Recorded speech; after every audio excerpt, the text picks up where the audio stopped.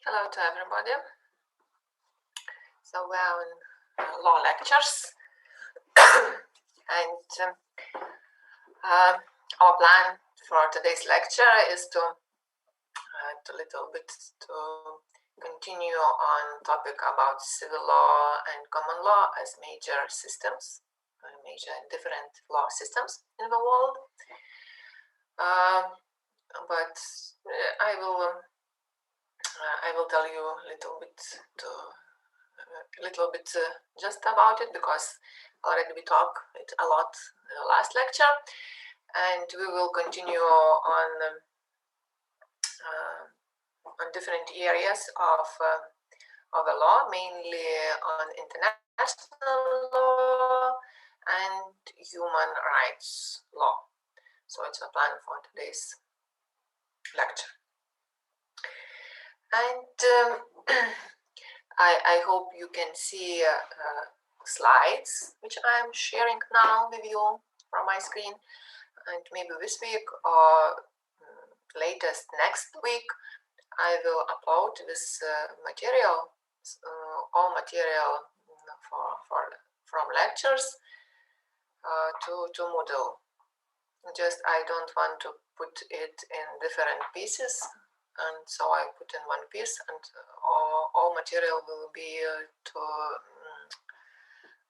midterm, yes, to the first part of the course in one piece.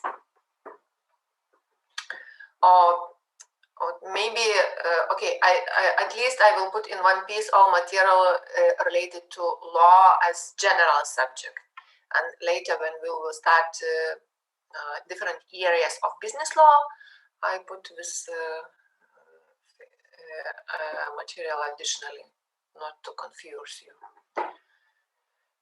So about civil law and common law, we already started the last lecture, and we discussed main features of each system, and now a few words to compare different legal system.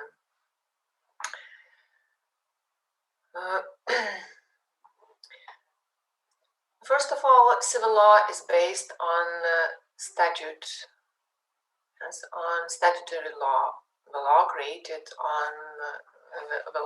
of the state, the law created by parliament or by government.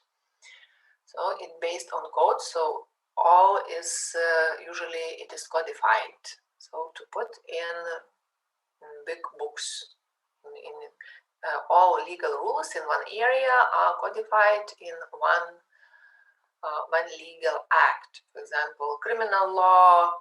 Yes, we can have a lot of different rules. Yes, a lot of crimes, but everybody is put in one criminal code. All private law is put in a code named civil law, and so we have also administrative code and other codes.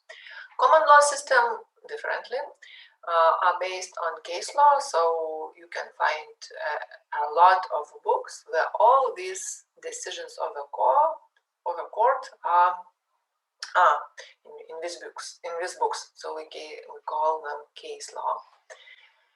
And civil law system came, the basic of civil law system, it's Roman law, and especially Roman Imperial Justinian codification project, Corpus Juris Civilis. Common law system comes from judicial decisions made by specific courts which were established by British royal monarchy. And so the system started from this court, and later was developed by the courts as we have now in our days. Of course, these two systems were going closer in our days because even in common law countries, there are a lot of statutory law created by state, and in civil law countries we can find a lot of case law. And also some common law countries even have codes with big books which codifies particular area of the law. One more difference which I would like a little bit to discuss in more detail, it's about jury. Jury is a feature of common law system, and you can see in the material for practical exercises.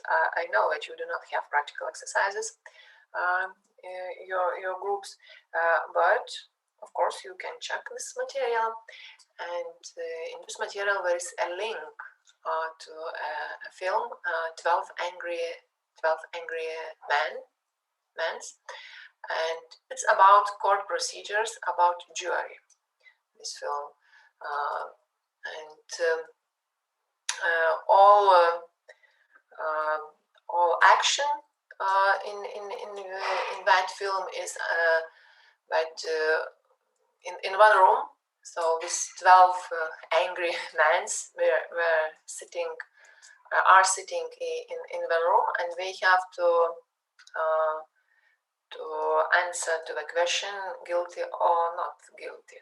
It's the main question as jury has to answer, because jury consists of members, of ordinary society members, which are not lawyers. Well, sometimes can happen, it can be also lawyers, because usually they are selected randomly. So it can be lawyers, but they do not have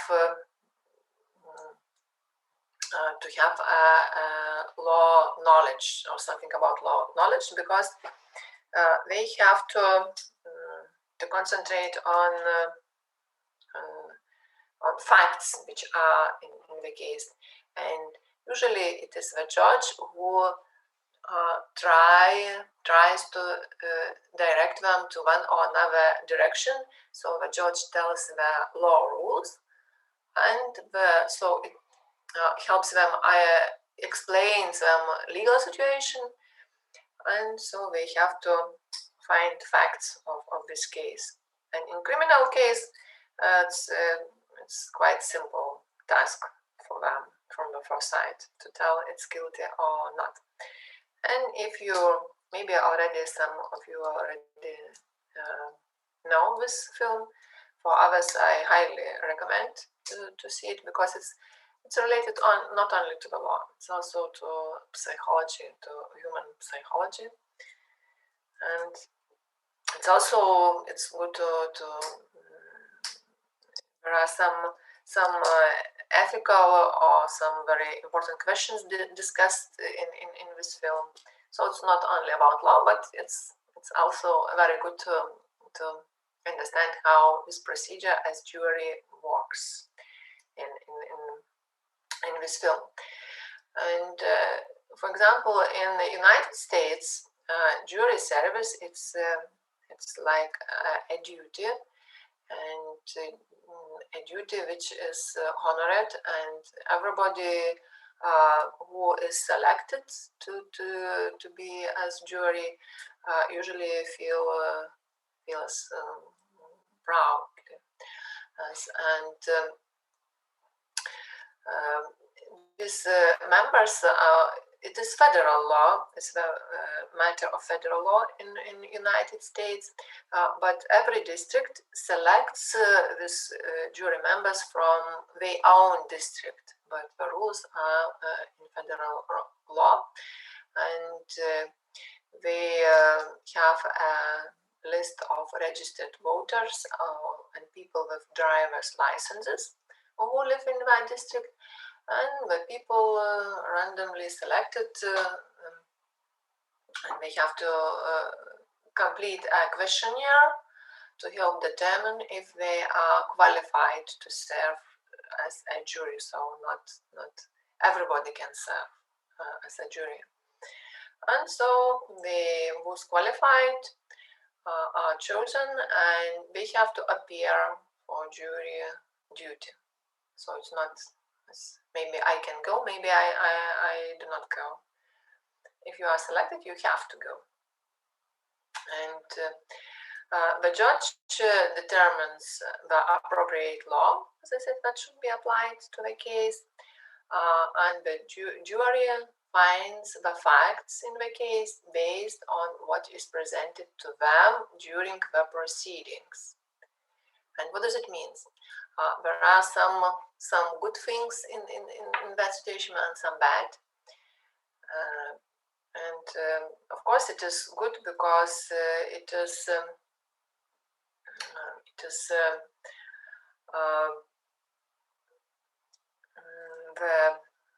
how to say, it's the better for society, because ordinary members of society can participate in process of justice. Yes? And so usually they have common sense of justice, which is the same as, let's say, the most people in that country have. And so they can complement to procedures in the court. So everything not only depends on the opinion of the judge, but also the opinion of different people with different education, with different understanding of life. And of course, first of all, they have to find one decision. They can't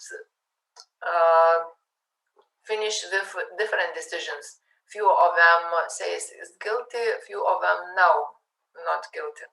So they have to agree on all decision, guilty or not. They have to choose one of them, and all 12 have to agree on it. And until they find agreement, we have to discuss and to stay in Rome.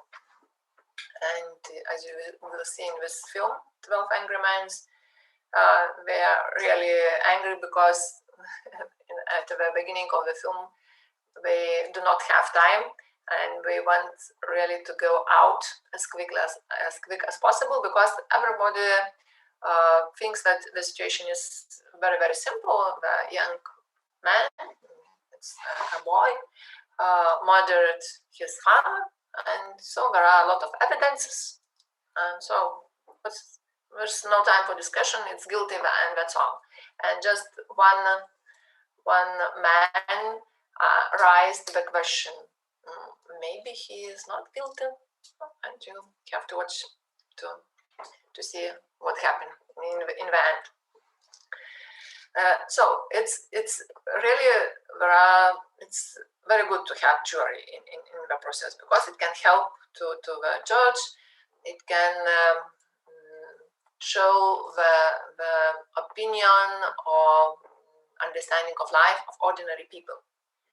In the jury, more is popular, let's say, in criminal cases, but also it exists in civil cases also.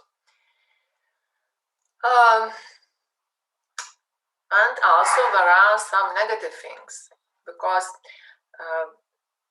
the jury, yes, they have to make decision on the material which is presented to them during the proceedings. So they can't investigate by themselves somewhere else.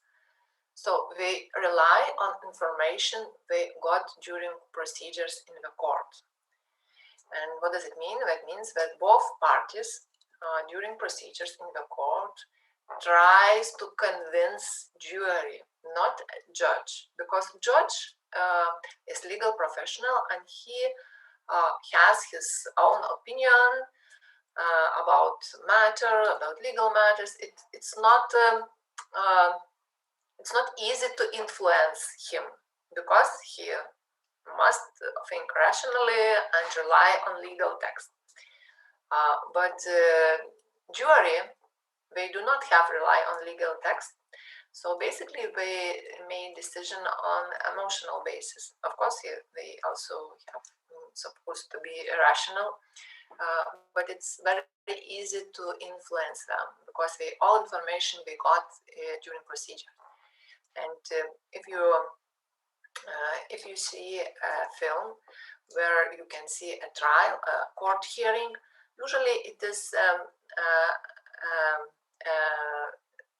the procedures are in common law countries, because in civil law country, court procedures, they are not interesting. Actually, they are boring, because there is no jury, and the parties have no intentions to convince or influence somebody. Of course, they try to convince the judge, but they try to convince by legal language. They do not use emotions, because everybody understands that it's law and it's everything is rational. But in common law countries, the parties should make a show to convince a jury. And we have situation that maybe one party has more finance and can hire a better lawyer who can make a better show and can convince the jury that to support his side. Yes. And the other party maybe do not have so much money and can hire a good show maker, and so his lawyer maybe will be not successful to convince the jury, and the party can lose the case because of the situation. So sometimes it's good, sometimes it's bad, but it's a feature of common law countries, legal procedures, and in sometimes even civil law countries, they think about that maybe it is good to introduce in the system of justice some ordinary people, something like jury. In Lithuania, we'll also have such a discussion that maybe it's good because when we have a socialist law system, we have something similar to like a jury. So we were called, I don't know how to translate it in English, but in Lithuanian it is tarėjai, and there are few of them, but they have very, very formal, how to say,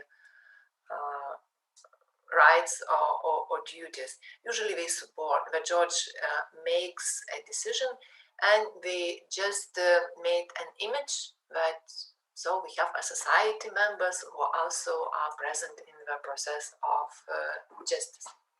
So really they do not do an important work. But jury in common law countries, yes, they really do, they matter so, a lot. And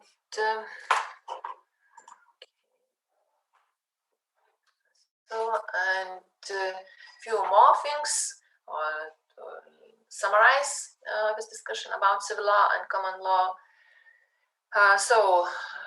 Where it starts, so where was beginning, common law, let's say, was born in the 11th century, and civil law was older. It came from the 6th century, 5th century.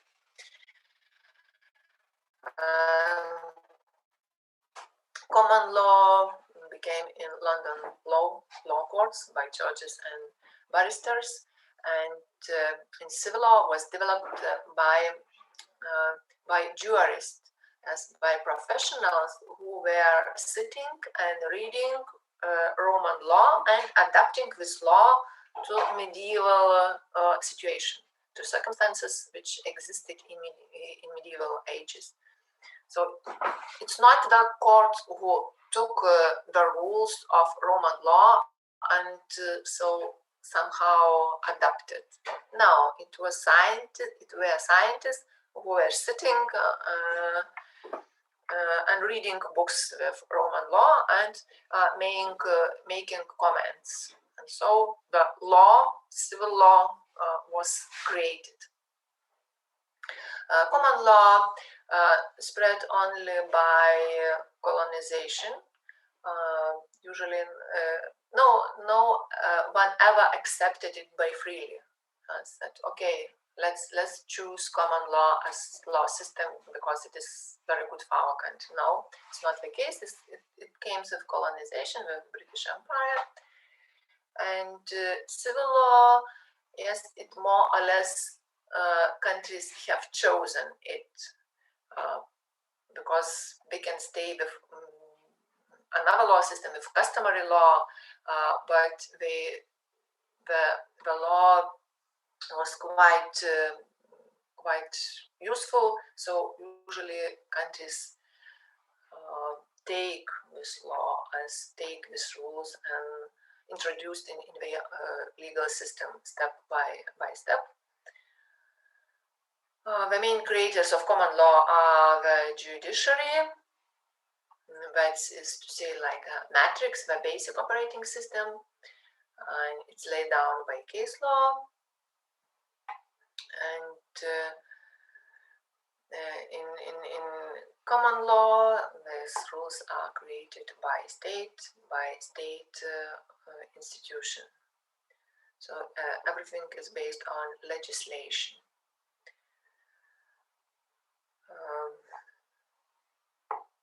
So of course there are a lot of other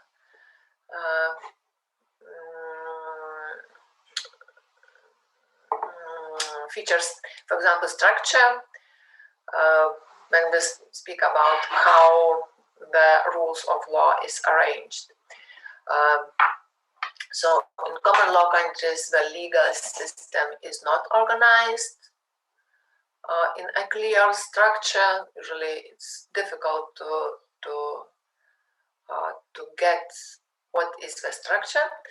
And differently in common law countries, it is the law has a great emphasis on system and structure. So everything is organized as a system. And when we learn law in civil country as lawyers, we know from our first years of studying law that law is a system. Law is a system. So, and we just take one part of the system, we learn a subject, later next system, and we try to understand what are relationship between all these different systems. So it's the huge emphasis on the fact that law is a system, and we learn it as a system. So both systems are good, and now we have, of course, globalization, a lot of globalization processes, and all these two very, very different systems, they are getting closer, and civil law countries are based more on case law. Common law countries also have a lot of legislation acts, and also the other areas where are getting more similar as everywhere in the world. But you need to know basic principles, and when you try to remember what are the differences between civil law and common law, you at least have to remember jury. Yes, and I'm sure you saw a lot of films where you can see a court, a trial, a hearing, and you always will see a jury, more or less, or at least you will see two different parties who are making show and try to convince the jury, or sometimes the judge if there is no jury. So let's go to the next topic about areas of law, or we can call them categories or areas or branches of law. And because law more or less is like a system, we can divide in different areas to explore these areas and to understand the essence of the system. And it's like a scientific method. Yes, if you want to know about subject, usually you try to divide it in smaller parts and understand what are the differences between these smaller parts if you want to understand the matter as a system. And so we will try to do it.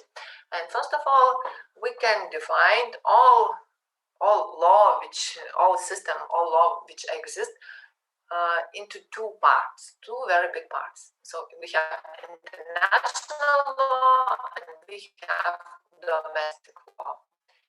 And it is two different systems which operates completely different. Usually we understand law as domestic law, as national law, because it's the process of creating of a law, rules of a law, it's duty and right of a state. If the organization has no power to impose rules on the territory this organization controls, this organization is not the state. It can be something another, but it's not the state. Yes, because state has a right to control his territory by imposing rules of law. And this nation law-making authority comes from the power to govern, from one of the feature of the state. And this power to create rules, illegal rules, usually comes from constitution or monarchy earlier, in some countries still from monarchy, and includes both case law and statute law. And this system, national law system, operates in the territory of the state. In some cases, it can operate in other territories, but it's exception. The main rule is that it operates in the territory of the state. So we have more than 200 states. We have more than 200 domestic law system, which are different. And we have one international law system. Yes, we have a lot of domestic law system, but only one international law. If we make a diagram, or I don't know, if we try to visualize this, so there are a lot of something below and one huge thing above all this national legal system. We can make such a visualization, because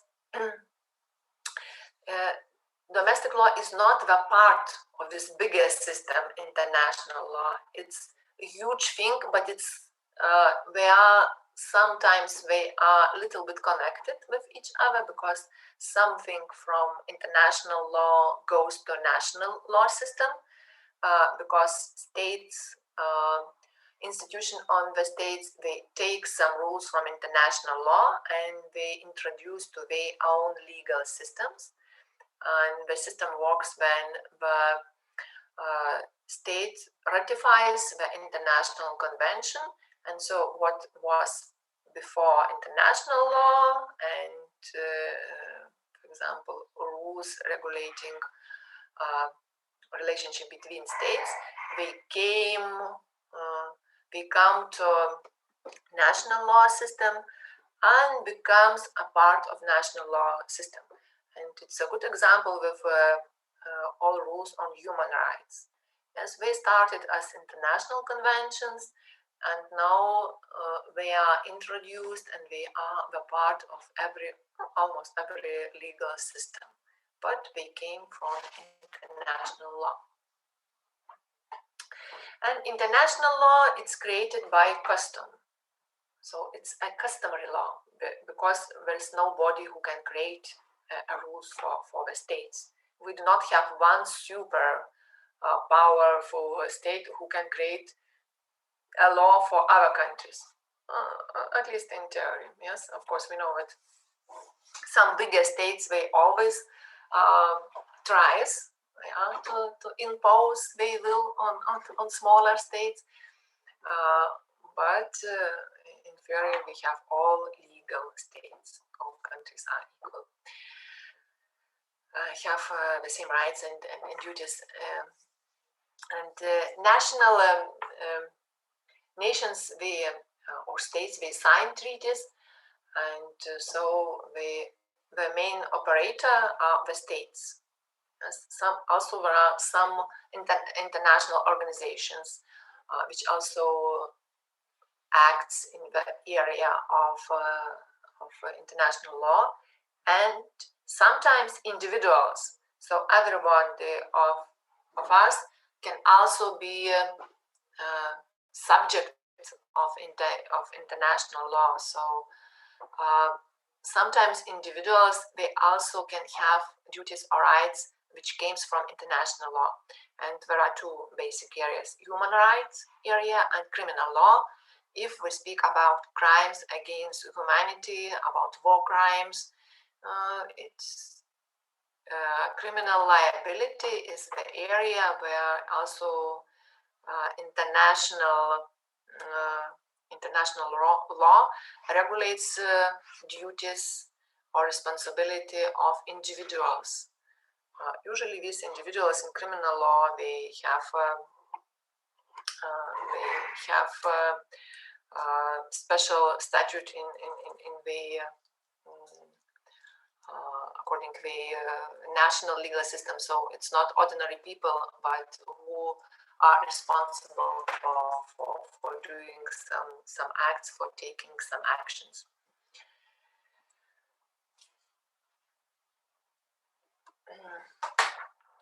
Also, we will continue on the international law and human rights later.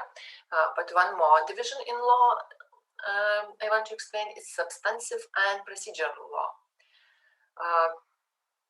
To put it briefly, substantive law relates to what the law is, whereas procedural law relates to how it is enforced. So, substantive law defines rights, duties, obligations of citizens or governments. Our conduct is governed by substantive law. Substantive law, it is content of a law. For example, right to own, right to be protected, your property protected, entering into the contract, the rules of the road. It's everywhere. It's substantive law. Procedural law describes the methods of enforcing these rights and obligations of substantive law. It ensures that all citizens are treated fairly. It ensures that neither the police, neither court acts arbitrarily. Example, it can be example like this, that with all procedures in the court, all rules which regulate how jury should work, all rights which the person have in investigation process, crime investigation process. The rule that nobody can be detained without decision of a court more than 84 hours. And certainly in constitution, a lot of countries have such a rule. It's procedural rule, so how the justice should be implemented. For example, we have criminal code in Lithuania, where we can find all acts which we can call crimes and all punishment for these acts. And we have another code, criminal procedures code, where it's described all procedures, how investigation of a crime should be, what institutions are participating in this process, what our rights have policemen, what rights have on duty prosecutor, and all actors of this process. So it's how the process should be in the court, how punishment should be implemented, and other things. So it's procedural law. And we can divide substantive law in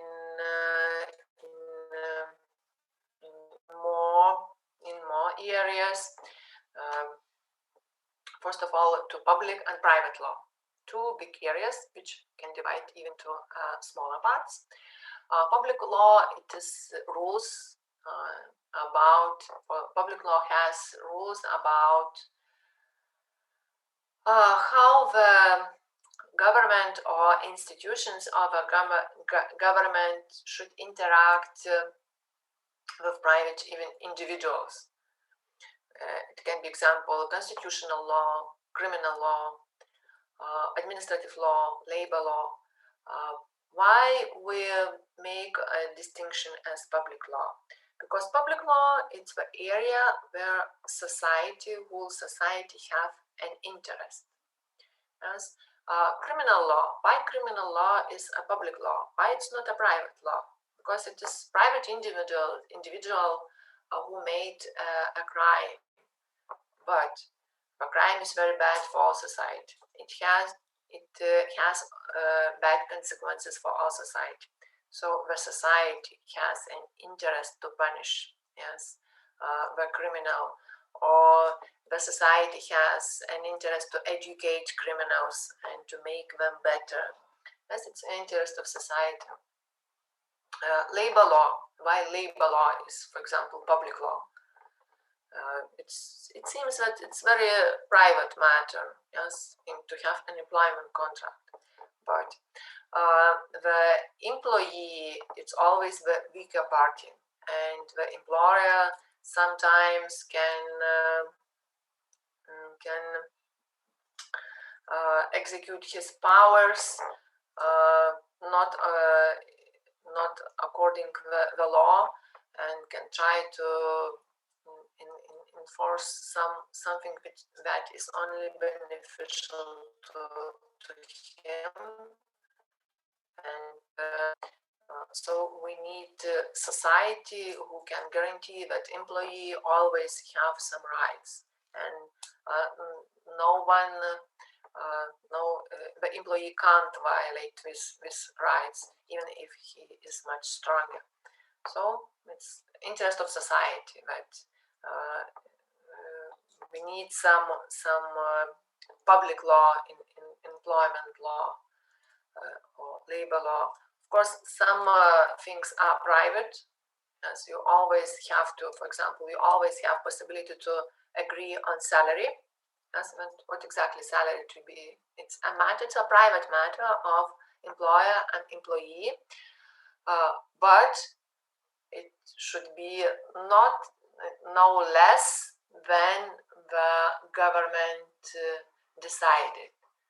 So the government or society tries to intervene in this process, yes, and at least they set the minimum of a salary, and the parties can't agree on lower salary, just on higher salary. So in labor law, let's always have some private things and some public rules. And so it is public law, but we can say that it's between private law and public law. And private law, it's the rules. Private law has the rules which regulates private matters between individuals.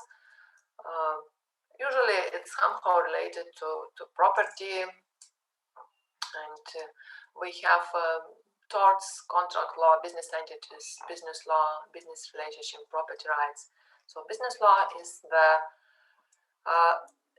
area of private law, but we will come to this later. But you will see that it's the contract law. Yes, it's purely it is private law, but we have consumer protection. Okay, it's not the private matter. It's already society have an interest. So the state has power to introduce some acts, some legal rules on protection of the consumers. So it's even in such a private area as a contracts, we already have some part of public interest. So it becomes a little bit public. Now we have competition law. Competition law is the area of public law because the state has to create the rules because the state does not believe that the free market can solve all issues by itself. So usually the state thinks that there is a need for rules how the business entities should operate. So it's always it can be mixed. And now in nowadays we have tendency that state has always to regulate more and more and tries to intervene in private law using administrative methods. Because more or less it becomes more and more areas where public interest it is more important than the interest of individuals.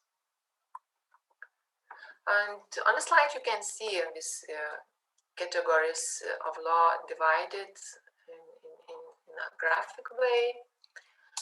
As international, domestic law, domestic into substantive procedural, substantive law, public, private law, and the smallest area, constitutional law, administrative law, criminal law. It's the completely area of public law, but also there are more areas of public law and private law. It's this division it's more from common law countries taken because wills and estates it's an area of common law, but other areas, tort law, contract law, family law, property law, employment law, succession law, we also can divide one more area. They are in both in civil law countries, civil law systems or common law systems. So let's continue on international law. A little bit more we need to speak about this area in order to understand how human rights, rules on human rights operate. First, we have to start on international law. And as I said, international law is very differently operates to compare it with national law system or domestic law system. You can imagine international law or international order like a small settlement with a number of properties on each of which property stands one house in which lives one family. So we have a settlement, a lot of houses. Well, let's imagine 200 a little bit more. For a moment, houses, and everywhere lives one family. And this settlement has no common government, no parliament, no court system, no police force. The internal affairs of each family, as much as the borders of each property, are respected by common sense, by common agreement. That everybody should respect, because if you do not respect, your neighbors also will do not respect your borders. So it's custom, yes, to respect each other.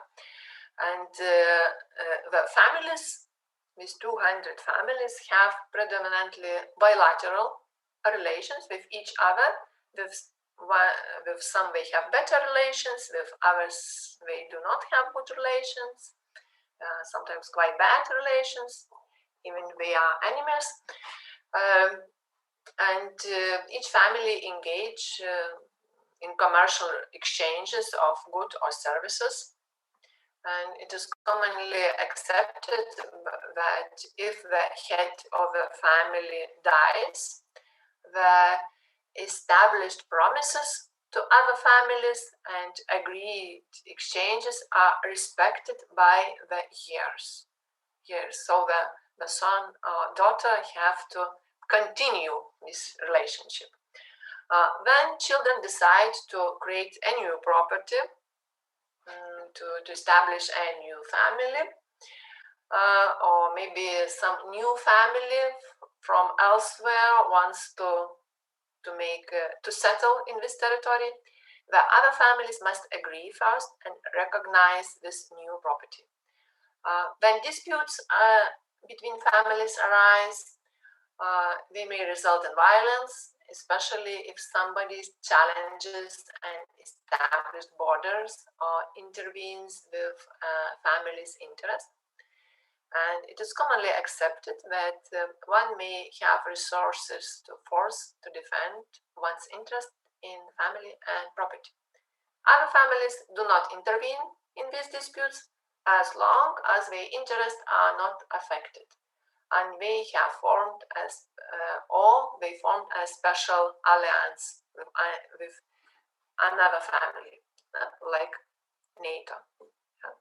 So these 200 families are states, national states, and so it's the area where we have this international law operating with no court. Of course, there are some courts, some international courts, which can solve disputes between states. But you have to understand that the state has to recognize the jurisdiction of this court. So it can be always a situation when the state can say, I do not recognize recognition of this court. I'm not going to this court to solve a dispute. I will solve by myself this dispute. Yes, and it's the right of the state, because there is no international court which have jurisdiction on all disputes between states.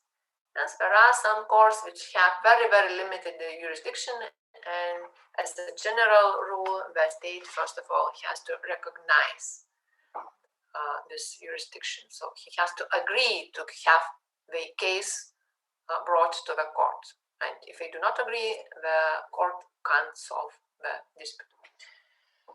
And of course, there are international organizations which can have impose sanctions on the state which behaves not good, but other states have to agree on that. And because the state has friends and enemies, as it's not so easy to agree on sanctions. Yes, as you see, even in very fresh situation with EU relations with Russia, when EU, one of the highest diplomats, came to Russia with a visit, and really he was humiliated because at the same moment Russia decided to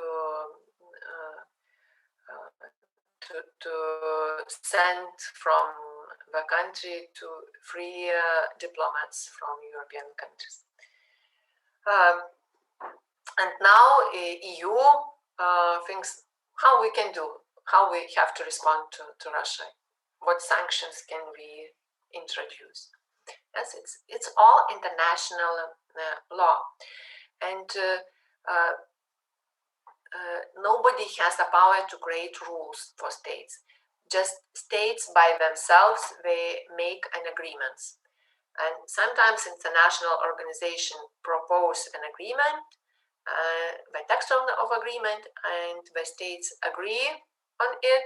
They signed the international convention, and so we have rules regulating international behavior of the states. So it's different legal order, but because there is no mechanism to ensure that these rules on which states has agreed will be implemented in the right way. But because everybody understands that you should follow your agreements, you should fulfill your duties and agreements, because otherwise it will be not possible to live together for all states. So it's sometimes it works, sometimes it's not. This legal order without this mechanism of implementation, but there is no other option. Yes, we can also divide some areas in international law. It is international economic law, international security law, international criminal law, international environmental law, diplomatic law, international humanitarian law. Regulates how war should be during between states, what rights and duties have individuals or states in the moment of war. So the law of war, we can tell this humanitarian law. It sounds so nice, yes, humanitarian law, but it's basic about war. International human rights law. And the main sources of international law, so the place where we can find rules, it is international agreements and customary law. So customs, which were the model of behavior, which was introduced long ago and was useful, and everybody follow these rules because it's beneficial for all. So it's customary law. So we arrived at our goal for a moment, to human rights.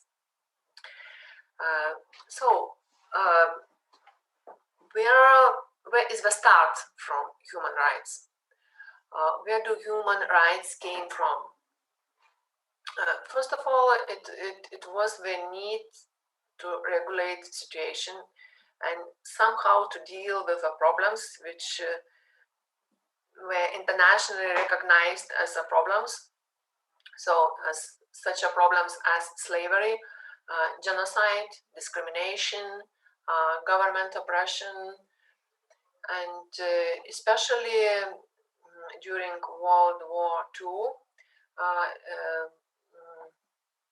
and all bad things during this war made clear that previous efforts to protect individual rights, it's not enough, because it was a lot of situation where human rights were violated, and it is the government who made these violations. It's not the other states, yes, but the own government of this state, of this territory. They violated the rights of their own citizens, and so the text of this document was proposed by, or highly influenced by, English politician Winston Churchill, and so born the Universal Declaration of Human Rights. It was the text was made by United Nations organization, and it was introduced in 1948. This declaration was ratified by the United Nations General Assembly. And what does it mean? That it was ratified by international organization, and almost all member states are members of this international organization. So this document became a law, yes, for all states which are the members of United Nations organization. But the problem is that this document was not binding. He has no legal power, and you can understand this from the name of this document. It's Universal Declaration of Human Rights. Yes, it is declaration, and it declare that some rights should be for all human beings, but there was no mechanism how to protect these rights, how to guarantee that these rights will be implemented. Yes, and so it was just a list of rights, and it has, let's say, great moral base, but not a legal power. And in order to give human rights listed in this document the force of law, the UN drafted two other treaties: the International Treaty on Civil and Political Rights and International Treaty on Economic, Social and Cultural Rights. Why there were two of them? As it was the rights, human rights, were divided into two parts, and still we have the same division: civil and political rights, which, let's say, there are major rights, and everybody agrees on the list of these civil and political rights. And we have economic, social and cultural rights, which are understandable differently in different countries, and not every state agree on, especially on cultural rights, especially on social rights, because states have different possibilities to ensure, for example, social rights. So the division of these rights was made artificially, and one of the reasons is that we have very different ideological divide during Cold War. So we have socialist understanding on human rights from socialist countries and from capitalist countries. Yes, and what's interesting that socialist states or socialist law system, they also declare that they respect human rights, and they have, all these socialist countries, they have constitutions, and it was a list on every constitution of human rights which a state has to secure and protect, but they were more a declaration. They do not have real power. And so it were reasons why this was made division between different types of human rights. And now we have these three documents, and all together they have one name: International Bill of Rights. And these two additional conventions on civil political rights and on economic, social and cultural rights, they also created a mechanism how these rights should be implemented. So now we have legal power coming from these international documents, and just that not every state has ratified all three documents. The one is Universal Declaration of Human Rights, it's for all, but these two others, there are states who have not ratified both of these additional international conventions. So the start, or let's say background from human rights, yes, it is here in this International Bill of Rights. So how it works? So we have a list of human rights, we have a mechanism, and who has rights and who has obligation here. And who is responsible as to for upholding these human rights. And these international documents, they created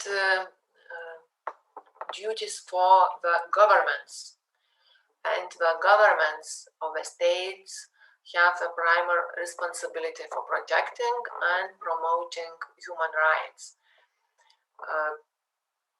And of course, it's not only government, but really every human being have to promote human rights. But by general obligation, it's made on states, and we can divide these obligations of a state into three parts. It's obligation to respect, obligation to protect, and obligation to fulfill. It means that states have a lot of different obligations regarding different situations. And first of all, about the obligation to respect. What does it mean? That government must not deprive people of a right or interfere with person exercising their rights. And they have to create constitutional guarantees of human rights.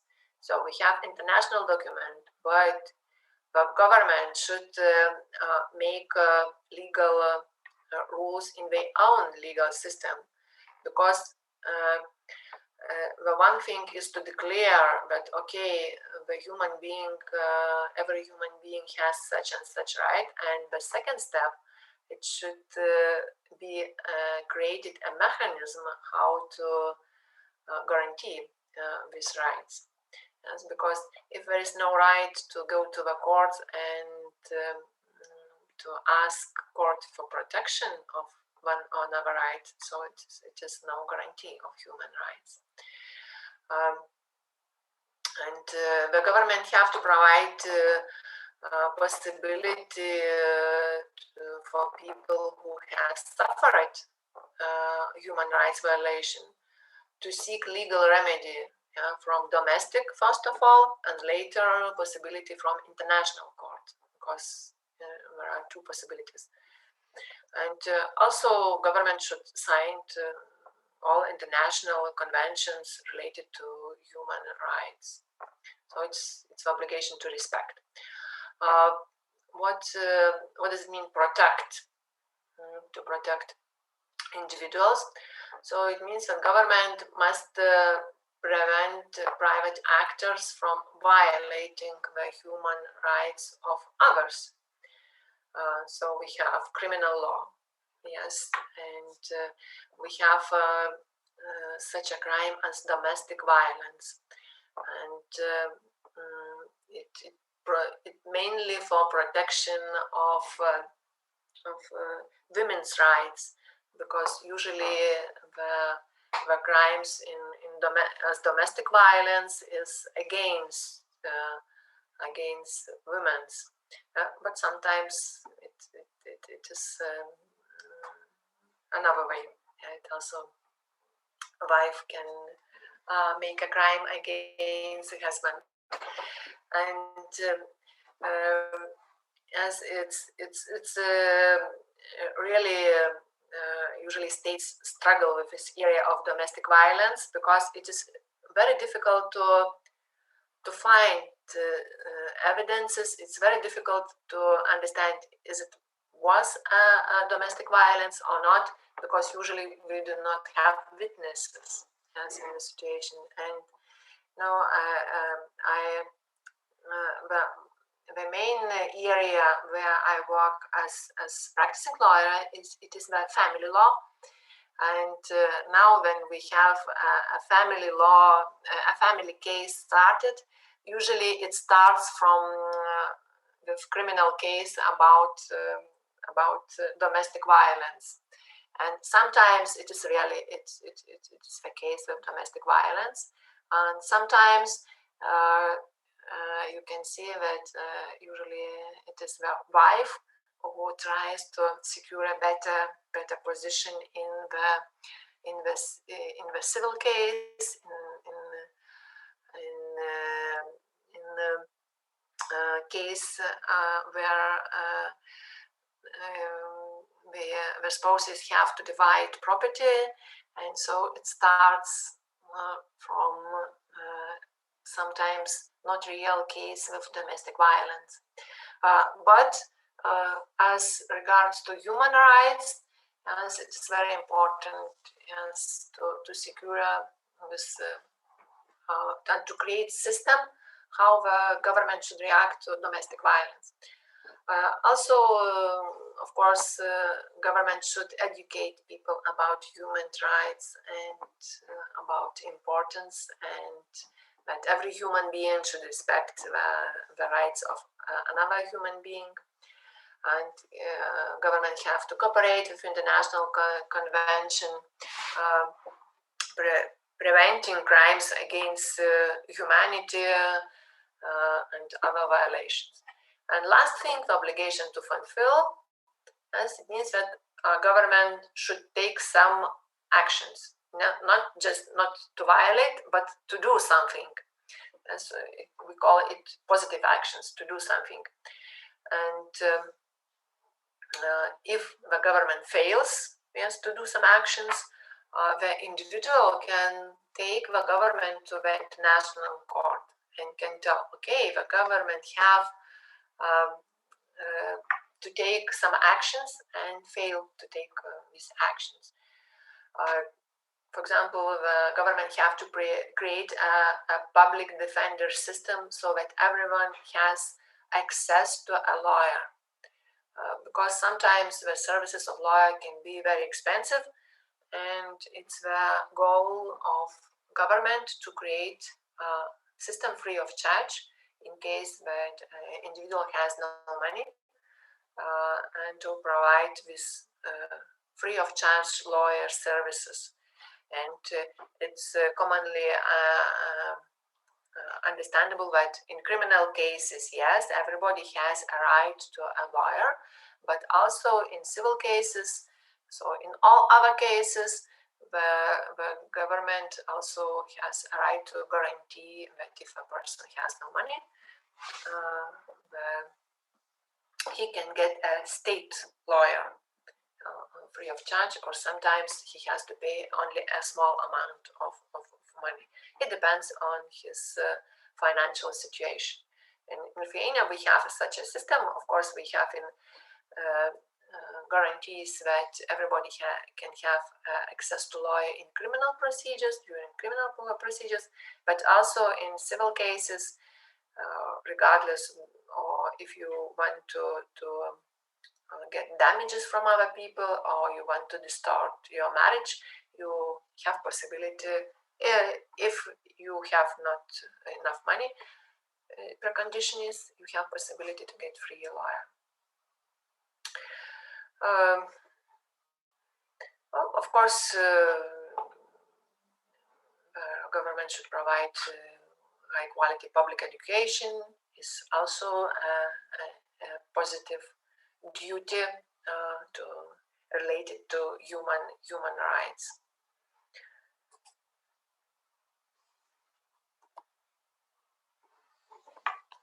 What are the main issues with human rights? Or let's say main things in this area. First of all, human rights are a part of international law. It means that international human rights law provides an important framework for guaranteeing the rights of all people, regardless of where they live. And international human rights law is contained in many different types of documents. Not only in these 3 documents. Of course, there are much more documents, and there are different documents in different areas. In European countries, we have some additional system of human rights related documents. In other areas of the world, we also have our own human rights law system and documents. And despite the different official names which we have with treaties, with conventions, covenants, charters, and they all have international treaties, and they are part of international law, and countries that ratify these international documents, they are legally obliged to protect the rights it describes. And the Human Rights Treaty process usually begins at the United Nations or similar international body, which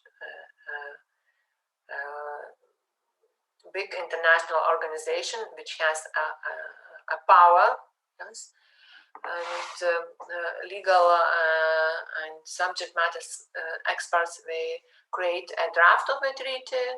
Later, when the draft is written, the UN, United Nations, or other body will arrange a meeting between representatives of interested countries to negotiate the final terms of the treaty. So they confirm the final text of a treaty, and after the negotiating countries agrees on a final text of the treaty is opened for ratification by countries that want to became parties to it. So they take this international law, international rule to the national legal system by process of ratification of these international treaties. And as example, we have an international document which prohibits a death penalty. And the states, countries who has ratified this convention, they do not have a legal such a type of punishment, a death penalty. But there are countries who has not ratified and may still executing this punishment. As example, United States. They do not ratify the document which prevents from such a type of punishment. Sometimes countries that ratify treaties are allowed to make small changes, or we can call it reservation, because it is very difficult to create a legal instrument which is suitable for all countries. And so some countries always have some questions and they can't ratify all text, because if they ratify, it will be a conflict between this text or obligation with a national law system. And countries do not want to have this conflict. So there is possibility to make a reservation. So the state can say during process of ratification, okay, I agree with all rules which are in this text, but in these few cases, I will not follow this rule because I do not agree with this rule. So I agree with major text, but some things I do not have to follow. And of course, it's possible to do only if the text of international convention allows to do it. And usually it specifies, okay, you can do it on this article, this, and this. So not to jeopardize all the texts of the convention. So maybe not so important things. The state can make a reservation.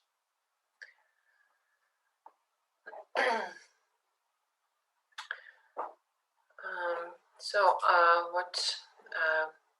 and as I said, during process of ratification, the human rights text on human rights became part of national law, the part of constitution, the part of all national legal system.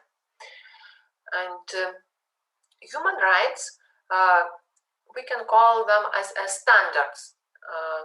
It's a minimum standards necessary for people to live with dignity.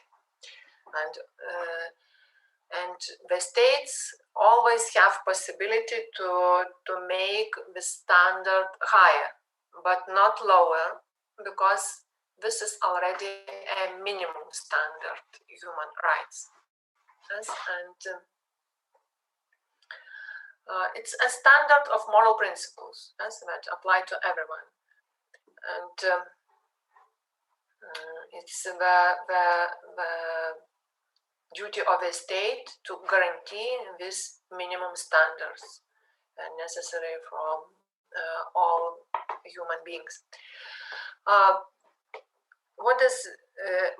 Okay, we have human rights, but as you know, usually there are no absolute rights, and if you have a right, another person also have some rights, and if you come closer, sometimes we have a conflict of rights. Sometimes we have the same right, and we have different people, and we have conflict between these different people on the same right. And sometimes we have clashes between different types of rights. So there are two types, yes, of conflict in human rights, and they are very, very often. It's not the situation, very rare situation. Yes, it's always we have a problem because there is a conflict of rights. And for example, the first example of clashes of human rights, where we have the same human rights but different persons. An example can be that there are two patients who need a new heart in order to survive. However, it's only one available heart for transplantation. And in this case, when one patient's right to life conflicts with the same human right of another patient. Another example is we have COVID pandemic, and it can be a situation when a lot of patients exist, and we have a smaller number of beds, yes, for treating COVID patients. And so we have two patients, and we can allow only one to the hospital. So we have conflict of rights. Both have a right to be treated in the hospital, but there is not enough beds in the hospital. Maybe it's a fault of the state just to guarantee, yes, these rights, and maybe it's the fault of the state, which has not created enough beds for such a situation. And in order to escape from such a bad situation, our government impose restriction on movement, on job, and suggest to stay, orders to stay for everybody to stay at home. Yes, because we have no possibility to secure the treatment for all patients. We have a lot of conflicts of rights here. Another example is about euthanasia. We have with euthanasia we have conflict of rights, of different type of rights. As we have one's right to live, to life, and his right to life may conflict with his or her own right to die, or right to be free of degrading treatment, right not to suffer. Yes, and so in this way, the different human rights of one person conflict. And of course, there can be situations that we have different rights and different persons. And as the situation of euthanasia, in Lithuania, for example, we do not have such an instrument, and we have only right to life with no rights to die. And even if the person is very, very sick, and even if he is very, very old, yes, 100 years ago, and he really wants to die, and he can express such a will very clearly to doctor, but doctor should treat him. He has nothing to do to help him to die. Otherwise, he will have criminal punishment. So there is no right to die in Lithuania. But in other countries, they have such a right of euthanasia or right to die. Even some countries have this right for children, not for elderly people.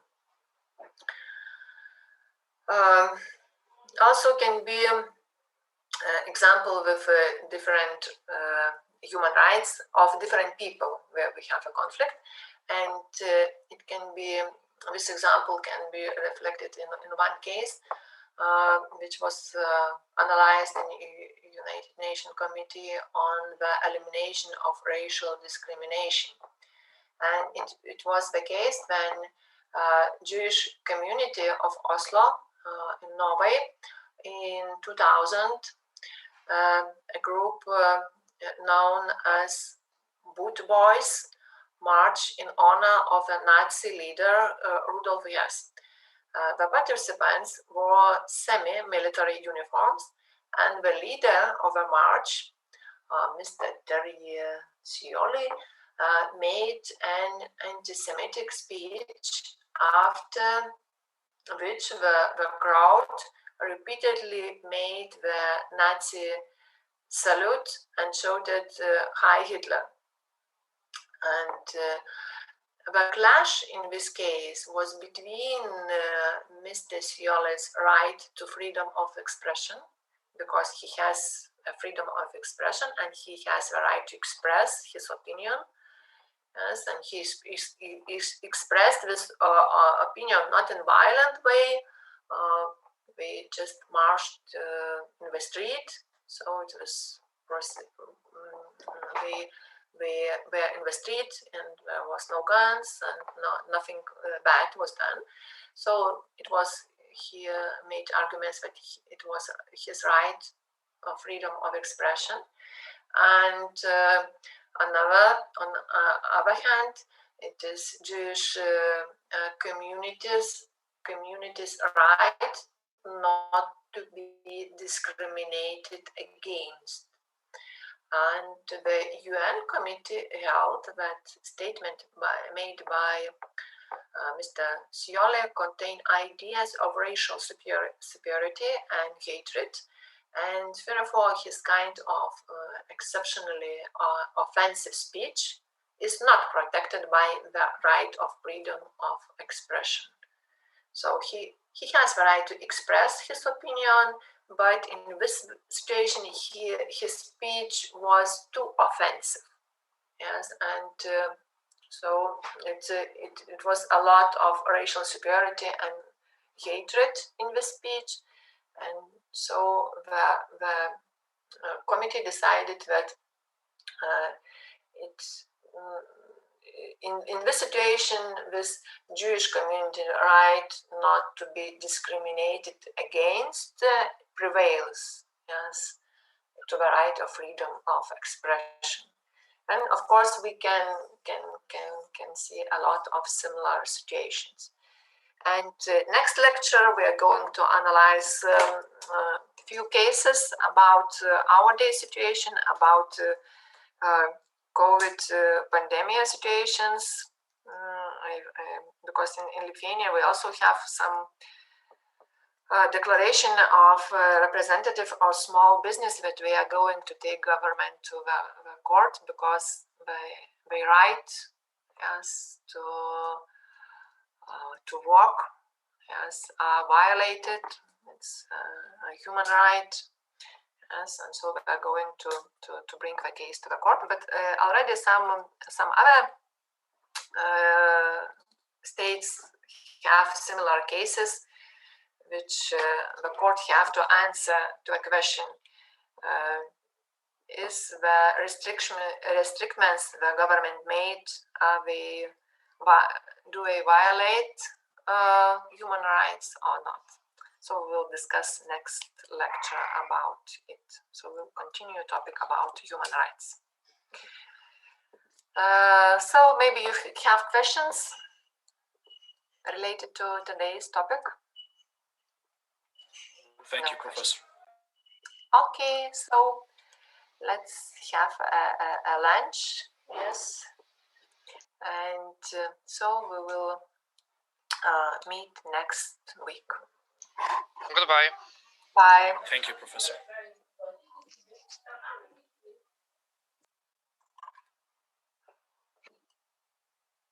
Bye. Have a good day.